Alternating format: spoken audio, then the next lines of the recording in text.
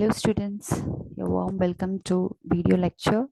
Here I am Jiva, Assistant Professor, Department of English, Christy Jayanti College, Bangalore. So today we are going to learn about, I can say it's a dark poem. Yeah, even you can see from the title itself, Death the Leveler by James Shirley.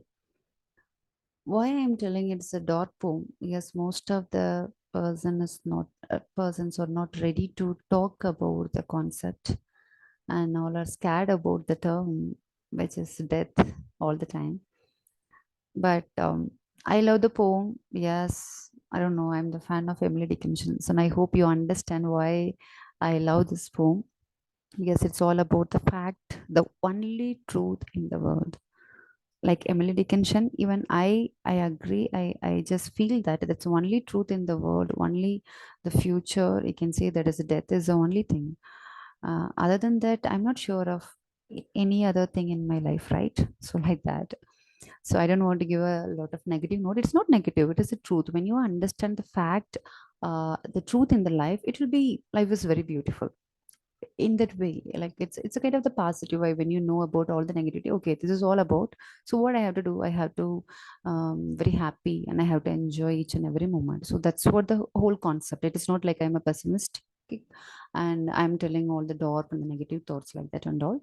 The same way here, the poet James Shirley is nicely described about the concept called death and exactly what it is about like that and all.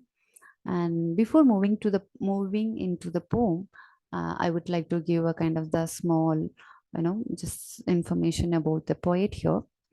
He was an English poet and dramatist, and more than poems, he just known for his dramas. He was a leading playwright, and especially during in the decade before closing the theaters by the parliament in the year 1642. And his birth information I have given. He was born on September, like September month 1596, and he just died in the year 1666. And the date also I have mentioned here, that is October 29th. About all other his information, where did he study, and like other stuff I have given here. And next, what we can say again, it is all about his stuff. Like when the theaters closed in the year 1636, as a precaution against the further spread of the plague, and Shirley became dramatist for St. Werburgh's Theatre in Dublin. Like he returned to the London in the 1640 and succeeding Philip Messenger as a dramatist for the King's Men and the Blackfriars Theatre. And after the English Civil War, like that is between year 1642 to 51, he returned to the teaching and published two Latin grammars and some non-dramatic verse and mass like that. And he died. Already I mentioned the year, like in 1666 at the age of 70. And there is a kind of observation that this was shortly after the Great Fire of London had damaged the whole city. Okay. It was said that Shirley and his wife died of the fright and exposure. It's a kind of the mental, the psychological, that anxiety, a kind of the shock. Okay. That is the reason. Now you could understand why he wrote a poem about death. Right, it's closely connected to his life and the psyche one. Okay, fine, but that's the truth. Again, I'm telling, right? Take it in a positive. And Death the Leveler by the James is a poem that talk about the inevitability of the death. Okay, and he's just telling us how every man must bow before death, notwithstanding their position in life. You may be a great person, you may be a great player or a music director, whatever it may be. But when it comes to you, that death, you have to bow before that, right? You have to surrender yourself to that. So that is what all about the poem. And death comes for all and it doesn't discriminate. Yeah, of course. Discrimination is a term everywhere from birth to death, you can find out in between your life. based on the gender or your position or your color, and there are a lot of stuffs related to that. But death is the only concept where you could not find any discrimination. It's for all, it's for completely all. That is all about the poem. It is a kind of the message or the philosophy about the life. Okay, so this is the truth in the life in the world. And here he's just telling that why it is called a death the leveler. Why it is leveler? Yeah, death is a leveler because it brings all humans to the same level. All, it's just without any discrimination, it is just taking all, it comes to all, right? So in that way it's just treating all the human being in the world to the same level. That's why it is called the death the leveler. Okay, so there are three stanzas are there. I'll just move by stanza wise, like I'll explain the first and second will go like that. The first stanza, the stanza lines, the poetical lines I have given there, and the explanation also I have given here. Let me give the explanation for you by reading this. The poet says that the glorious such as nobility and royalty are merely shadows. They are not actual things. They are not actual things. Okay, so what you are feeling very proud and very pride and all, that is not actual things. And there is no defense against one's fate or destiny. With the help of your position, with the help of your money and the name, you can't defend yourself with the destiny, fate, or the truth or death, right? Death comes for kings too. Even if you are a king, definitely one day you have to die. That's the truth, right? Even the people with the scepter and the crowns must tumble down. So here he is using the two different terms. It is just mentioning about the one farmer and another one is even the king. So the both are from the different level, right? Different category, but still the both will go to the land. I mean, meet the same thing, right? And so even the kings with all the power in the world must die and in the dust be made equal with the poor farmers who use the scepter and the spades.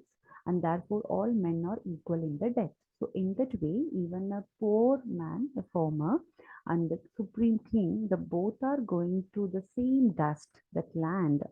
Okay? And in that way only death is treating everyone equal. Okay, and here the second stanza just telling about the same. Okay, but some men may reap the field with the swords and the plant fresh flowers where they kill. A warrior's victories are the compared to the reaping of their field where they plant laurels of the victory. Men might seek fame all their lives, fighting with the swords and celebrating their kills and the victories with the fresh laurels, but their strong nerves must submit to the death at the end. Men might tempt one other, but even if it is early or late, they fall to their own fate. They must give up their murmuring breath when the death creeps up on them. No matter how glorious men might be in their lifetime, they are just pale captive to the death. So here it is exactly the truth of the life. Okay, you may be a kind of victorious, you may be like the person who ruled the whole country. Yeah, it can be anything, it can be anything in the world. Okay, you may celebrate a lot of your victories and you're the celebrity. Yeah, okay, but whatever it is, no matter how glorious men you are, okay, you are, but once like their lifetime they are just pale captive to the death. So that is for sure, one day they have to move towards the death. So because that is the only end of the life, end of everything, right? So like that in the stanza 3 you can find out, it's a kind of the continuation of the second stanza, again telling about the same. Some men may reap the field with the swords and the plant fresh laurels where they kill. The same concept. A warrior victorious of the compared to the reaping of the field where they plant laurels of the victory. Men might seek the field, their lives in the fighting swords. The same concept again, it is just mentioned here. Okay, but here on extra they must give up their murmuring.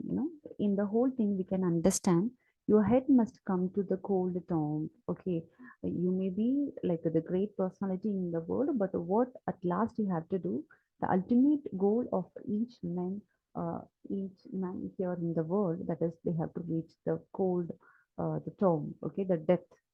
And only the action of the justice smells and sweets in the blossoms in the earth's dust. So here only the goodness what they did in the world only will remember in this world forever, like that. Here in this stanza, he just used the two different terms here, victor and victim. Victor, it is telling about the people who succeed in their life, and victim who just reason who failed, okay, who just lost everything in their thing, who failed in their life, but still the both are, whether you're a victor or victim, the both have to come down to the cold tomb. So that is the fate, that is the destiny of each one of us here, and only the goodness will remember here forever. Okay, so this is all about the poem, only the three stanzas. It's very small, but it has a very heavy message, like that. And here it is all about overall the summing of the themes and the concept of what are the things or that. Death shows no distinctions, and he carries off everybody alike, high and the low, and rich and poor, strong or weak, and reducing them all to the dust. So literally there is no distinction there. And next one, he is the equalizer. So he is the one treating everyone in an equal way, like that. And the theme of the death is one of the most discussed themes in the pieces of the poetry and the prose. And it can be associated with the theme of the life to be presented with the help of its depiction through the analysis of the human values. That's good. When you understand the truth in the life, definitely you can able to enjoy or even understand each one of around you, like the people, you know the value of the humans, like that. And here, that's all about it. So here I could remember the poem by Emily Dickinson, that is because I could not starve for death. In that poem also, Emily Dickinson just described death as like a gentleman caller, and who called her, she just gave up everything and just went with him for a ride, like that. It is such a beautiful poem, such a beautiful comparison. Like the same way, James also here he gave a nice view about the death, because the death is the only person without a discrimination, treating everyone in the world. So that is all the message of the poem. And thank you so much for listening. Keep reading. Thank you.